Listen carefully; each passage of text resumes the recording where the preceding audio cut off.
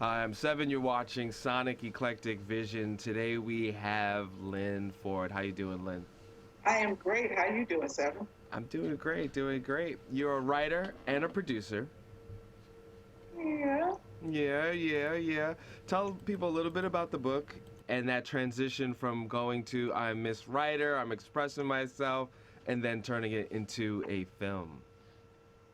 It's been a journey. So I'm Brooklyn Ford, from Brooklyn originally, and I wrote a book, Liza Blue, back in '09. Book made a little bit of noise, and I decided originally when I wrote the book, the whole purpose was to see it become a movie.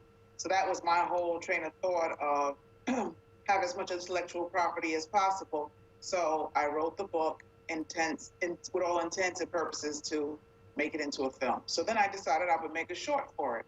And in 2012, I made a short for Liza Blue. First made a book trailer, got a little bit, got a little bit of publicity with that and exposure with that. And now I made a short. And with that short, I decided to go to the Cannes Film Festival in 2012. I was accepted into the Producers Network there. So it was really cool. I didn't screen at Cannes, which I'm glad I didn't because I really want to come to Cannes with something way up here. And Cannes is way there. But the experience was phenomenal. So it's a little different than I won't say your average film festival, but Cannes is pretty much as big as it gets. If you're going to Cannes or Sundance or, one of these major festivals, you really got to bring your A game. So it was a lot to learn, great learning experience. And since then, I've just really gotten the bug to try to be in this film game. So it's a lot different from writing books. It's a lot different from music, which is my background where I came from. How do you get the nerve to say, hey, you know what? I'm just going to go for it? A lot of people don't get that extra step, that whether they have the support, the steam. How did you make that transition to just go for it? Yeah, I'm delusional. No, let me stop. No, it's been in me all my life. That's how I've been all my life. It's always been, I've been a go-getter, always have. If you read the book, you know I'm a risk taker. I'm a believer in following your dreams. And you got to do whatever it takes to make your dream come to fruition. That's how I feel. So that's where I got the nerve and everything else comes from God. I have a great bunch of people that really support me and believe in me. And they just keep me going because there are times, of course, anything in entertainment industry, you're going to have those days when you don't feel like doing it. You're going to have those moments when you want to give up. I have those days where money runs out on the 10th of the month and you still got to get to the 30th and the 31st. And then I got to shoot and then I got to have a crew and all this other stuff that's like crazy. So it's a lot to keep you going. Like I said, it's first and foremost, it's God. Everything else is second. And just believe in myself. And I believe that I can do this and I know I have to do this. So that's it. Do you feel any extra obstacles being a African American woman, or just being a woman in general, getting into the whole producing, directing, and those kinds of things? Ironically, it's ironic that you say that. Yes, the year that I went to Cannes, that's like been a big issue at Cannes is that no female producers get recognized and things like that. And that's not even talking about African American. So we're talking about Caucasian or Europeans are not even getting recognized, far less African Americans. So do I feel the pressure? Absolutely. However, I'm grateful for organizations like AWIC that I really believe in that promote African American women and women of color getting their stories out there. So of course I feel the pressure, but for me, what else is new?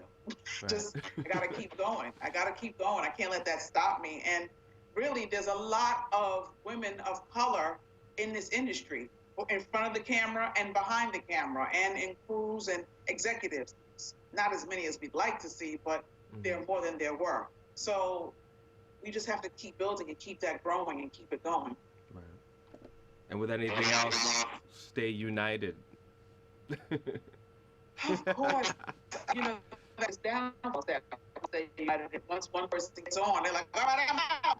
And you're still sitting back waiting, like, wait, I thought you were going to bring me with you. Yeah, I'll be back. Famous last words. So Right. I definitely am a believer in, pulling people with you. You have to.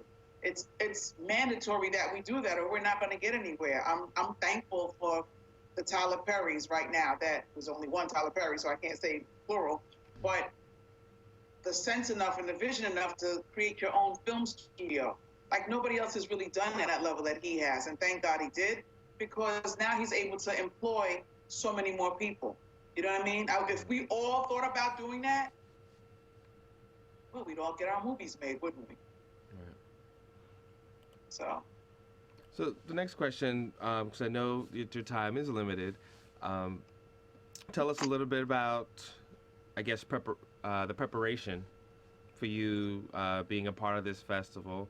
And before I forget, hey, let's say a little bit about the film. What is the major plot line of the film?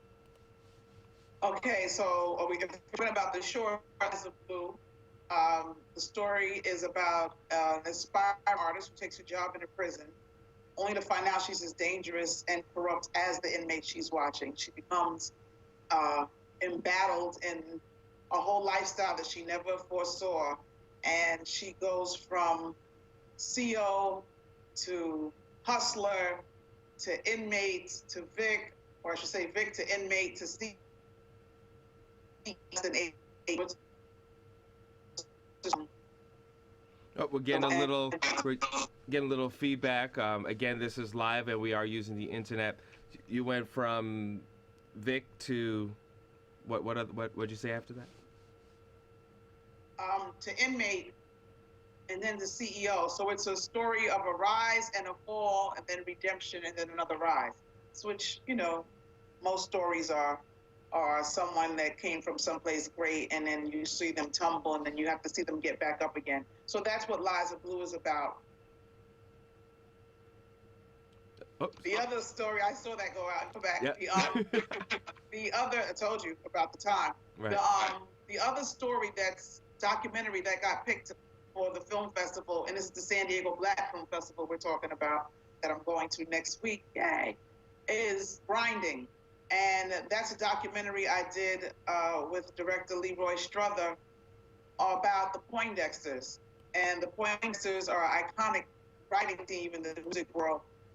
They've written hundreds and hundreds. Their catalog is so huge.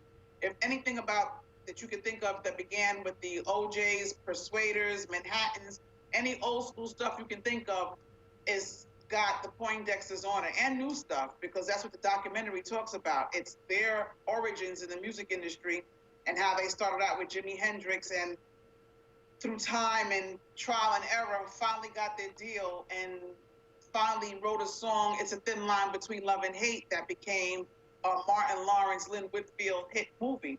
So that's what the documentary Grinding is about, and it's so inspirational, because you would think with this dynamic catalog of all these songs that in this day and age, Jay-Z, Amy Winehouse, Kanye West, Arrested Development, all these people, Trick Daddy, have been using their songs and making them even more famous. They still are in a struggle. A lot of people don't give them their right credit and royalties, and so they've got lawsuits out with a lot of people. So it's a really, really interesting story, and it's a testament to the perseverance of this family and how great they are and how timeless their music is. And I would just love for everyone to come see Grinding. I'm really proud of that work. Really, really proud of it. It's awesome. Well, you know what? What is the website where people can check out what you do? Oh, we lost her. Are we still? You still there? You still there? What's your website? My website is liesofblue.com, actually. So if you go to the title of the book, LIESOFBLUE, liesofblue.com, you will get to see some of the stuff that I'm doing.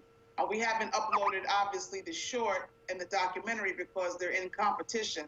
Right. So it's, you know what I mean, it's not out for public display. Going on. And we're looking to screen the documentary in New York here. So okay.